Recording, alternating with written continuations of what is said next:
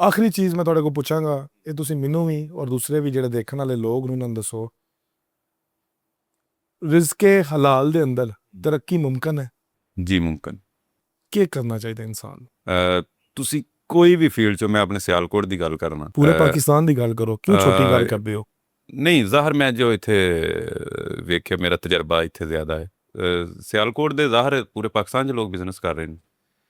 ਕੋਈ ਵੀ ਤੁਹਾਡੀ ਫੀਲਡ ਹੈ ਨਾ, ਕੋਈ ਵੀ, ਉਹ ਤੁਸੀਂ ਰੀਅਲ ਸਟੇਟ ਕਹਿ ਲਓ, ਉਹ ਕੰਸਟਰਕਸ਼ਨ ਕਹਿ ਲਓ, ਉਹ ਸਾਡੇ ਲੈਦਰ ਦਾ ਬੜਾ ਬਿਜ਼ਨਸ ਹੈ, ਖੇਲਾਂ ਦੇ ਸਮਾਨ ਦਾ ਬੜਾ ਬਿਜ਼ਨਸ ਹੈ, ਸਰਜੀਕਲ ਦਾ ਬੜਾ ਬਿਜ਼ਨਸ ਹੈ, ਹੱਤਾ ਕਿ ਕੋਈ ਵੀ ਫੀਲਡ ਹੈ ਤੁਹਾਡੀ, ਉਹਦੇ ਵਿੱਚ ਅਗਰ ਤੁਸੀਂ ਮੁਲਾਜ਼ਮ ਵੀ ਹੋ ਛੋਟੇ, ਅਗਰ ਤੁਸੀਂ ਕਾਮਯਾਬ ਹੋਣਾ ਚਾਹੁੰਦੇ ਹੋ, ਉਹਨੂੰ ਆਪਣਾ ਕੰਮ ਸਮਝ ਕੇ ਕਰੋ।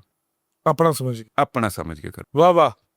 ਜਦੋਂ ਤੁਸੀਂ ਆਪਣਾ ਕੰਮ ਸਮਝ ਕੇ ਕਰੋਗੇ ਨਾ, ਫਿਰ ਤੁਸੀਂ ਦਿਲ ਲਗੀ ਨਾਲ ਕਰੋਗੇ, ਮਿਹਨਤ ਨਾਲ ਕਰੋਗੇ। ਜਦੋਂ ਤੁਸੀਂ ਦਿਲ ਲਗੀ ਔਰ ਮਿਹਨਤ ਨਾਲ ਕੰਮ ਕਰੋਗੇ, ਤੁਸੀਂ ਮਾਲਕ ਦੀਆਂ ਨਜ਼ਰਾਂ 'ਚ ਆ ਜਾਓਗੇ ਕਿ ਬੰਦਾ ਠੀਕ ਕੰਮ ਕਰਦਾ ਹੈ। ਜਦੋਂ ਤੁਸੀਂ ਉਹਦੀਆਂ ਨਜ਼ਰਾਂ 'ਚ ਆਓਗੇ ਨਾ, ਫਿਰ ਤੁਹਾਨੂੰ ਸਿੱਖਣ ਨੂੰ ਮਿਲੇਗਾ।